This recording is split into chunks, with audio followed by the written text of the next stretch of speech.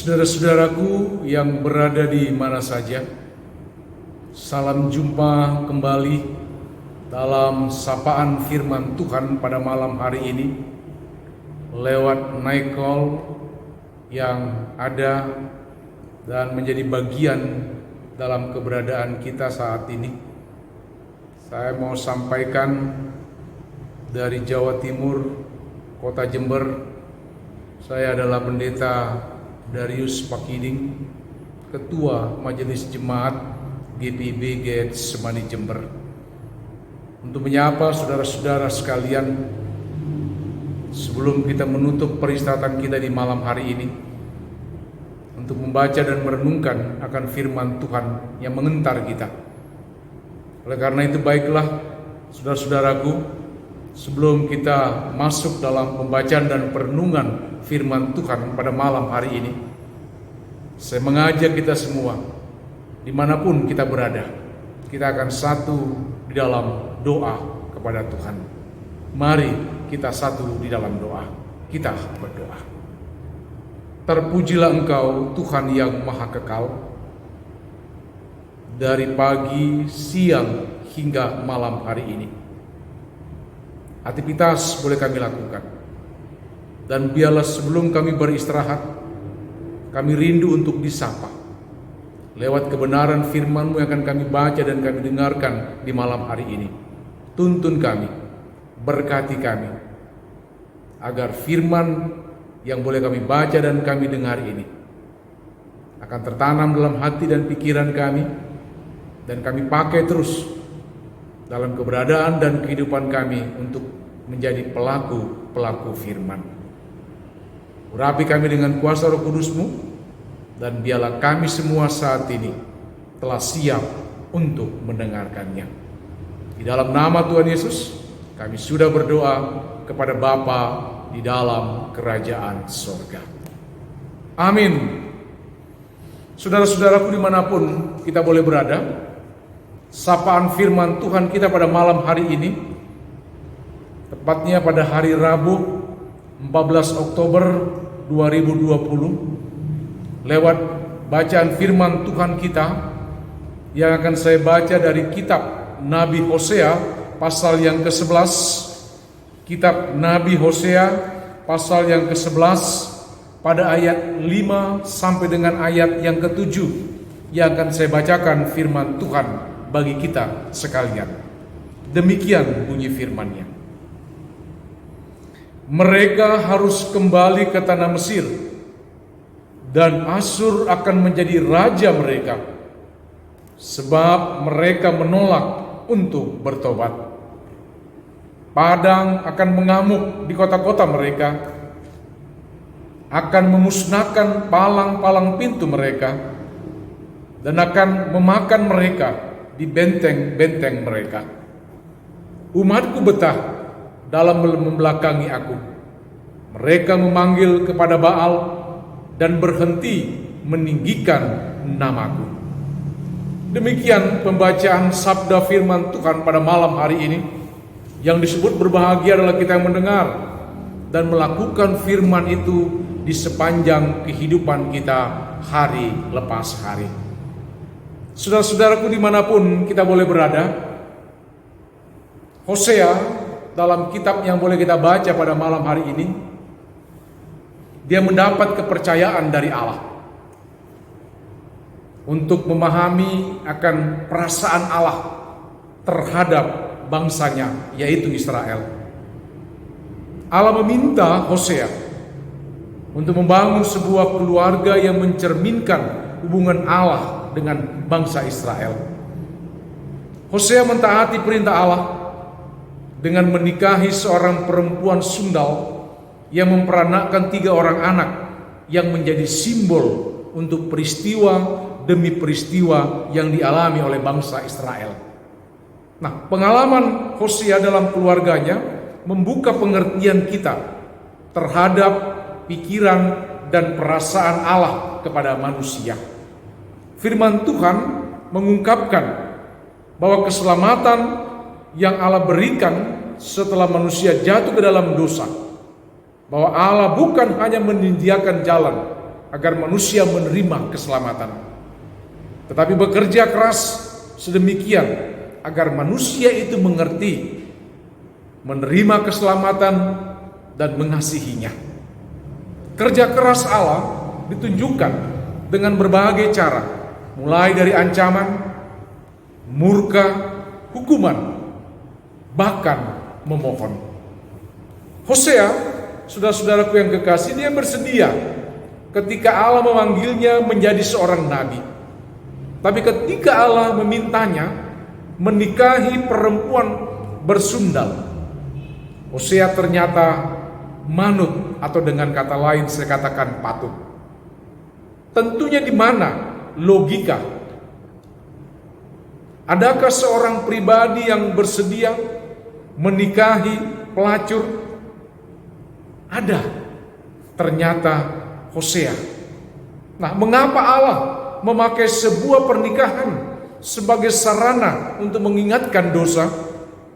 Apa tidak ada cara lain lagi untuk mengingatkan dosa?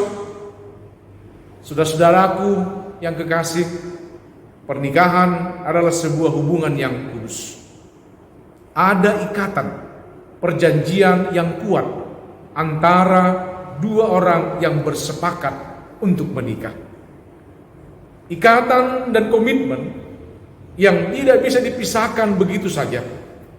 Seorang istri Israel yang berselingkuh bisa dihukum mati, atau setiap orang Israel meyakini ini. Nah, menariknya, mereka lah yang sekarang ada di posisi istri menyeleweng di mata Allah. Allah menggambarkan hubungannya dengan Israel saat itu melalui pernikahan Hosea. Jika dihubungkan dengan kenyataan masa kini, bukankah acap kali kita juga tidak menyadari bahwa hubungan kita bersama dengan Allah seperti hubungan cinta sepasang kekasih? Bukankah Alkitab seringkali menyebut Allah sebagai mempelai laki-laki dan kita dalam tanda kurung sebagai gereja? Sebagai mempelai perempuan, ini menunjukkan betapa di mata Allah hubungan kita dengan Dia adalah sesuatu yang sangat serius, bukan main-main, dan ini adalah kudus. Berapa kali kita mengabaikan suara Tuhan setiap hari? Sama seperti kita juga kerap mengabaikan suara dan perkataan kekasih kita di dunia ini. Sebanyak kita mengatakan cinta pada pasangan kita, sebanyak itu juga kita mendustainya, kita melukainya. Sebanyak itu juga kita mengabaikan kenyataan bahwa Allah ada dan hadir. Nah, karena itu, saudara-saudaraku dimanapun kita boleh berada, bayangkan, saya mau katakan di sini, pedihnya perasaan Allah ketika Dia mesti meminta Hosea menikahi seorang perempuan bersundal. Karena sebagai Allah yang penuh kasih, sungguh Allah ingin sebenarnya memberi yang terbaik bagi Hosea. Tapi Hosea memahami maksud hati Allah, dan dia menurut karena dia tahu bahwa hidupnya akan dipakai Allah untuk menegur dan menyelamatkan bangsanya. Dia menurut, atau dengan kata lain saya katakan dia taat. Karena dosa dan perselingkuhan itu, hubungan Allah dengan Israel terputus. Dosa dan sikap mereka yang mengabaikan Allah membuat Allah mesti bersikap benar dan adil. Menghukum mereka atas dosanya, Allah mesti konsisten. Mesti pedih hatinya melihat umatnya yang terpisah dengannya dengan cara seperti ini. Nah, saudara-saudaraku yang kekasih dimanapun kita boleh berada, apakah Allah menghukum ketika kita berdosa? Ini menjadi sebuah pertanyaan dalam diri kita saat ini. Untuk menjawab pertanyaan ini, kita terlebih dahulu harus bisa membedakan antara hukum dan juga disiplin. Orang yang percaya kepada Yesus, semua kita, masa lalu, saat ini, dan masa mendatang telah dihukum di kayu salib. Sebagai orang Kristen, kita pernah dihukum untuk berdosa. Hal itu telah lunas terbayar satu kali dan untuk selama-lamanya. Karena pengorbanan Kristus, Allah melihat kebenaran Kristus ketika Dia melihat kita. Dosa kita telah ditebus oleh Kristus di atas tiang kayu salib. Karena itu kita tidak akan dihukum untuk itu. Namun, saudara-saudaraku, dimanapun kita boleh berada, dosa dalam hidup kita yang butuh didisiplinkan oleh Allah. Jika kita terus berbuat dosa, tidak berbalik dan bertobat, Allah akan mendisiplinkan kita. Disiplin adalah cara Allah untuk mengubah anak-anaknya dari memberontak untuk menjadi taat. Nah, melalui pendisiplinan, mata kita dibukakan lebih jelas terhadap pandangan Allah mengenai hidup kita ini. Disiplin menyebabkan kita mengakui dan berbalik dari dosa yang belum dituntaskan. Nah, dengan cara ini, disiplin, saya mau katakan, membersihkan kita.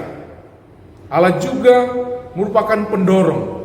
Semakin kita mengenal Allah, semakin kita tahu keinginannya bagi hidup kita. Oleh karena itu, disiplin memberi kita kesempatan untuk belajar supaya semakin serupa dengan Kristus. Kita perlu ingat, saudara-saudaraku, dimanapun boleh kita berada, bahwa dosa tetap akan ada selama kita hidup di dunia ini. Maka kita memerlukan pendisiplinan dari Allah, bukan hanya demi ketaatan kita, namun juga harus menerima konsekuensi alamiah dari dosa. Jika orang percaya mencuri sesuatu, Allah akan mengampuninya dan membersihkan dari dosa mencuri itu. Akan memulihkan hubungan antara dirinya dan pencuri yang bertobat itu. Namun, hukuman sosial dari pencuri itu bisa sangat buruk. Bisa berupa denda ataupun penjara. Ini adalah konsekuensi yang ingin saya katakan alamiah dari dosa yang mesti ditanggung oleh seseorang. Namun, Allah bisa tetap bekerja melalui peristiwa ini untuk meningkatkan iman kita dan membuat kita semakin memuliakannya. Hidup tidak sekedar punya napas. Hidup yang sebenarnya adalah kalau kita mempunyai hubungan yang penuh sukacita dengan Sang Pemberi hidup. Dengan lari dan meninggalkan diri dari Allah berarti keterpisahan dari Allah, Sang Pemberi kehidupan sejati. Itulah sebabnya dikatakan bisa saja manusia itu bernapas, tapi sebenarnya dia tidak punya hidup sejati. Saudara-saudaraku, dimanapun kita boleh berada, saya berharap kisah Hosea membuat kita berefleksi secara terus-menerus mengenai hubungan kita bersama dengan Tuhan. Jangan menganggap bahwa Tuhan tidak melihat isi hati kita dan tidak merindukan kita. Ingat, ibadah kita dan semua aspek ritual kita adalah perjumpaan kita bersama dengan Allah. Meski secara kasat mata kita tidak bisa melihat Tuhan, tapi Dia nyata hadir. Angin, matahari, semua helaian napas menyatakan kasih dan juga kehadiran Allah. Karena itu kita diingatkan di sini, jagalah hubungan kita dengan Allah dalam taat dan setia. Percayalah bahwa Dia adalah pribadi yang punya hati dan juga rasa. Dia mengasihi kita meski mengabaikannya. Apalagi jika kita selalu peduli pada Dia dan juga perasaannya. Saudara-saudaraku, dimanapun kita boleh berada, pancaran kasih Allah yang telah mengalahkan kedegilan, kita harus membuka hati dan juga pikiran kita untuk hidup, bersyukur, dan mengasihi Allah. Pengenalan akan Tuhan bisa kita dapati dengan mengenal dirinya melalui firman-firman Tuhan yang terdapat di dalam Alkitab. Alkitab bukanlah buku usang yang ketinggalan zaman atau yang membosankan. Ada banyak tuntutan hidup dan rahasia-rahasia keselamatan di dalamnya, yang mampu membuat kita semakin dekat mengenal pribadi, yaitu Tuhan. Kita diingatkan, jangan berhenti hanya sampai membaca. Tapi kita diingatkan, renungkanlah dan perbuatlah apa yang telah kita baca di dalam kehidupan yang nyata.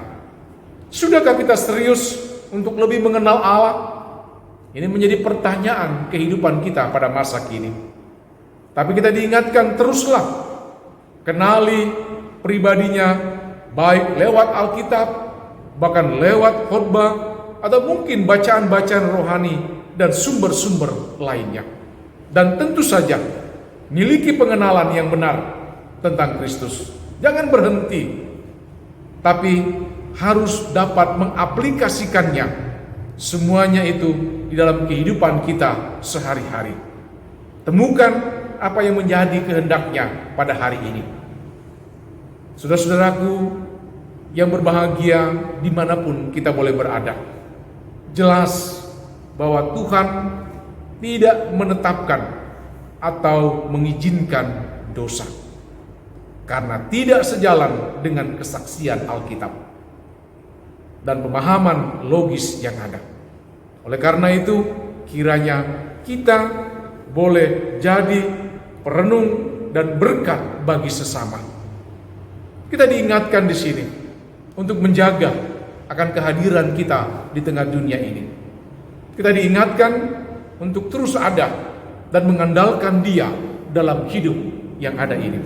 Oleh karena itu, saudara-saudaraku yang kekasih, selamat untuk menikmati pergumulan teologis ini dalam keberadaan kita dimanapun Tuhan telah menempatkan kita. Dan kita percaya bahwa Dia tetap hadir untuk memberkati kita ketika kita tetap setia untuk menghadirkan Dia dalam hidup keimanan yang ada pada kita. Tuhan memberkati firman-Nya, Tuhan juga yang memberkati kita sekalian dimanapun kita boleh berada. Terpujilah akan nama-Nya. Amin.